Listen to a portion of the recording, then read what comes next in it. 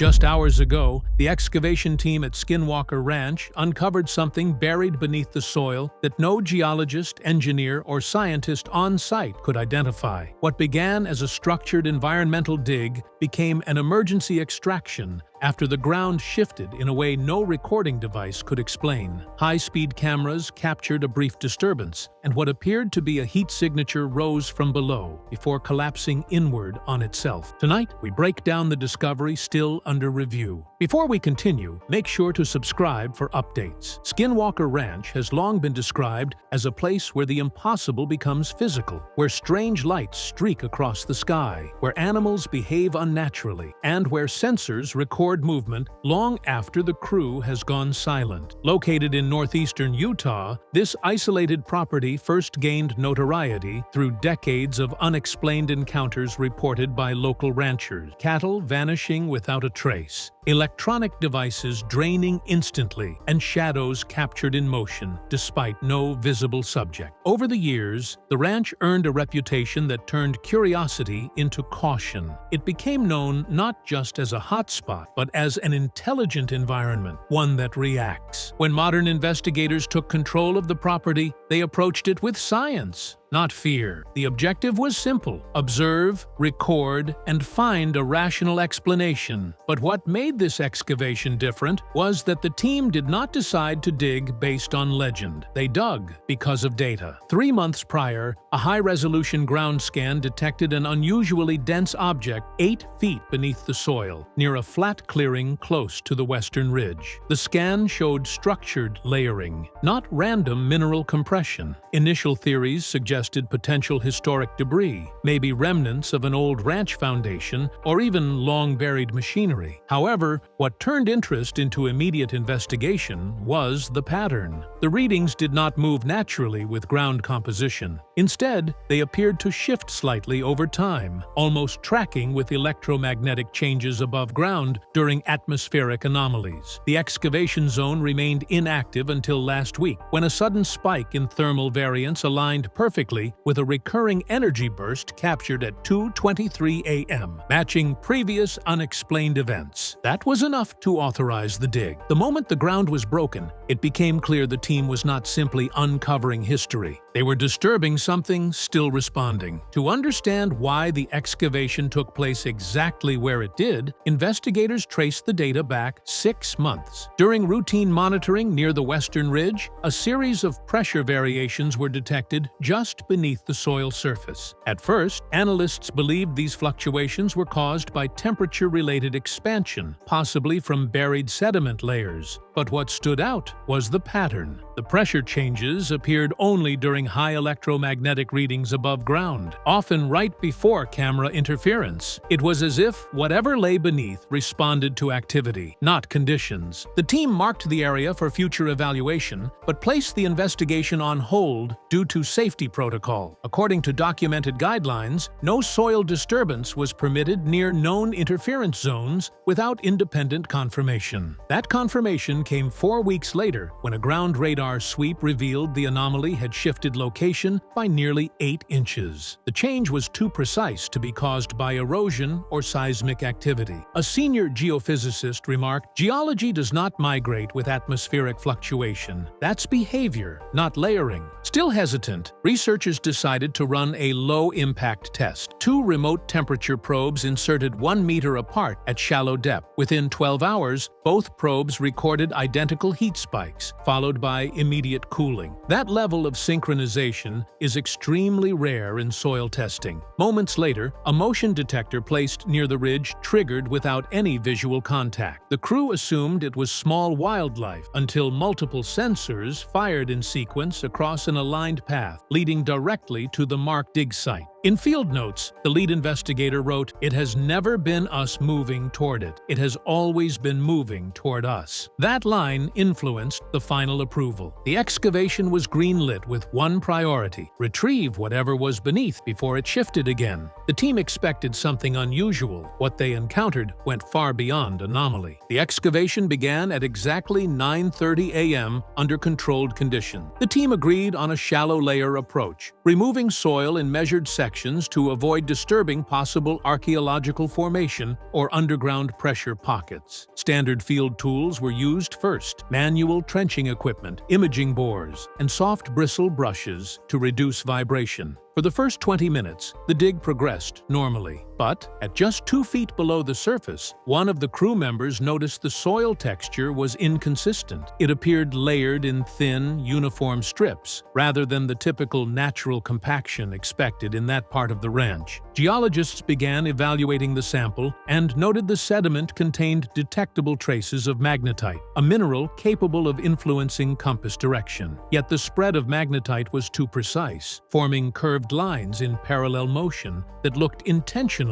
arranged. When examined under a portable field scope, the mineral concentration increased toward the direction of the buried signature identified in the earlier scan. One researcher quietly remarked, "This doesn't look like erosion, it looks like direction." 6 feet to the left of the test cut, a ground microphone captured faint vibrations, not rhythmic like machinery, but more like subtle, slow pacing, almost like something moving beneath packed earth. The vibrations stopped every time crew members paused, then resumed as digging restarted. It was logged and moved into observation. At 4 feet depth, temperature probes indicated a gradual rise. The soil was warm, not from sunlight, as most trenches had not yet been exposed that long. At 4.5 feet, the heat intensified, measuring nearly 82 degrees Fahrenheit, despite outside air sitting in the low 50s. The technician cross-referenced the reading twice before confirming accuracy. Just past 9:50, the trench wall briefly shifted. It was slight, no more than an inch of give, but several members felt the movement through their boots. Operations paused immediately. The lead investigator ordered a full rescan of the trench chamber. Every sensor indicated stability, but every person present knew something wasn't still. Following the brief shift in the trench wall, operations resumed with increased caution. The excavation team proceeded using hand tools only. Mechanical digging was suspended to prevent unnecessary vibration. At 5 feet depth, soil consistency unexpectedly changed from compact sediment to dense, clay-like material that bore no resemblance to geological mapping of the area. This alone was unusual. Geological surveys indicated the nearest clay deposit sat more than 12 feet below surface level. What stood out further was how perfectly the material transitioned, as if someone had placed an artificial layer directly over whatever was below. A handheld resistance scanner was lowered into the cavity to measure density. The instrument displayed fluctuating feedback, showing the clay alternated between high and low resistance in a slow wave pattern. It did not stay consistent. It behaved almost as though it was reacting to proximity. When crew stepped back, the reading steadied. When they leaned closer into the trench, values spiked sharply. Around 10:14 a.m., a dull vibration rolled through the soil again. This time it was stronger, lasting nearly 4 seconds. The vibration did not register on any seismic monitors positioned around the dig site, yet multiple members confirmed physical sensation. A field technician described it as a single slow push, like pressure passing through the ground. The lead geologist requested a halt for reassessment, but before the order could be acted on, the thermal probe inside the trench registered a sudden temperature drop from 82 degrees Fahrenheit to 47 in under 10 seconds. Cold mist began forming at the base of the trench, despite air temperature and humidity being too low for condensation. Moments later, the clay layer visibly shifted, not in collapse, but in retraction, as if movement originated from underneath. High-speed camera footage captured strands of material drawing inward toward the center of the trench in a slow spiral. Digging was immediately suspended. No one spoke for several seconds. One senior surveyor finally broke the silence. "If this is geological, then the ground is behaving with intent." Following the unsettling retraction of the clay layer, the crew regrouped above ground for a rapid operational review. The lead investigator reminded everyone that their objective was controlled recovery, not forced extraction. Digging would continue, but not until additional safety methods were deployed. Motion sensors were repositioned at the trench perimeter, and an airborne LiDAR scanner was activated to detect micro-changes in surface structure. Josh Gates requested that all activity be documented in real time, with focus on input versus response, to determine if the disturbance was reacting directly to crew presence. At 10:33 a.m., a slow follow-up excavation began. Using non-metallic sampling tools to avoid interference, two researchers cautiously removed the soft clay layer in thin sections. Beneath it, they found compacted soil, darker than anything previously recorded at the site. When illuminated with a forensic light source, the layer reflected faint blue-white streaks,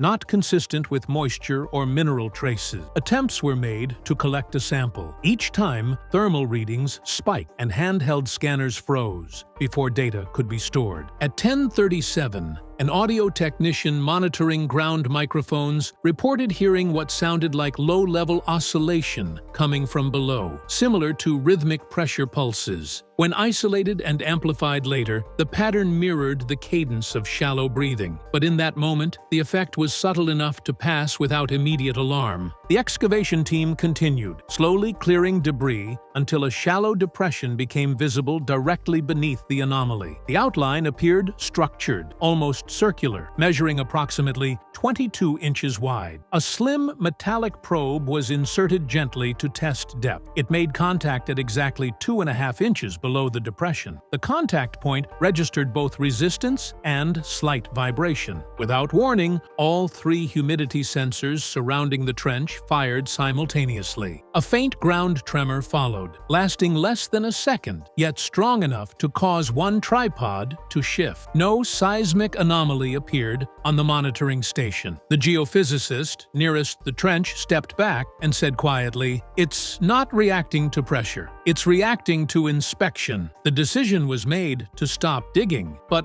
what happened when the cameras kept rolling would permanently change how the team approached the site. After the decision was made to temporarily halt digging, the excavation team remained on site to observe the trench for potential stabilization. Cameras continued rolling in wide coverage, capturing the area without the interference of human movement. At 10:45 a.m., a micro-drone equipped with thermal and pressure sensors was deployed to hover inside the trench and conduct a non-invasive survey of the depression. For the first few seconds, the drone appeared stable, but as it rotated to adjust position, its vertical stabilizer began to fluctuate erratically. The thermal camera feed showed a temperature drop directly beneath the drone, falling from 47 degrees Fahrenheit to 39 in less than 4 seconds. The air grew visibly thicker, and faint condensation began forming around the perimeter of the depression. Without any wind recorded, a lateral air shift passed through the trench, pushing dust particles inward. On audio playback, this motion coincided with what sounded like a single, low-frequency exhale. At 10:46, the drone's onboard stabilizer failed. The craft dropped abruptly onto the depression surface, but instead of impact, it appeared momentarily cushioned. Sensors indicated a brief suspension, as though resting on a soft surface, before sudden lateral displacement pushed the drone sideways against the trench wall. The equipment then lost all telemetry. No mechanical malfunction was logged. It simply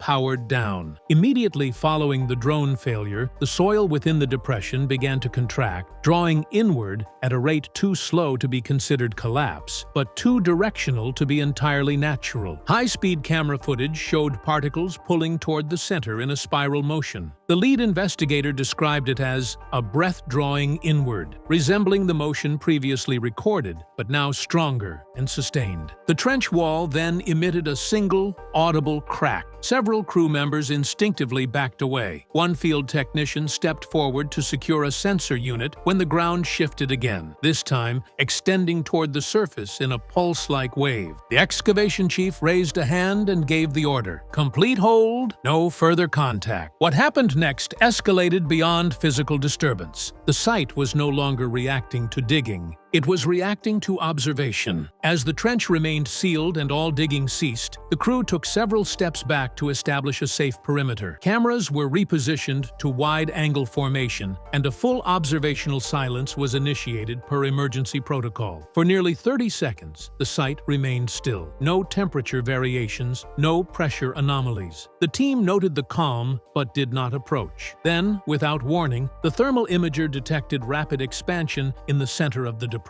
At first, it appeared as a heat bloom, measured at 54 degrees Fahrenheit, higher than any reading recorded that morning. But what made the display alarming was the pattern. The bloom was spherical, expanding outward in intervals almost identical to a steady pulse. At 10:48 a.m., the expansion reached the trench edge. Soil lifted upward slightly and began to vibrate in sync with the pulse signal. Cameras captured the movement clearly, fine particles shivering across the surface, as if something was pushing up from underneath. The excavation lead raised a hand to call for full evacuation procedures, but before the command was finished, the pulse changed. Instead of radiating outward, it stopped abruptly and reversed direction, pulling all loose soil toward the center. Instruments recorded a suction force, strong enough to disrupt sensor positioning. One tripod slid almost an inch toward the trench wall. A technician stepped forward instinctively to stabilize it, but froze when the thermal monitor displayed a shape. For 5 seconds, the screen revealed a concentrated heat outline, roughly human-sized, positioned directly beneath the trench. The signature did not resemble geological structure. It appeared upright, motionless, and angled toward the surface. It then expanded slightly, as if reacting to the camera angle, before collapsing inward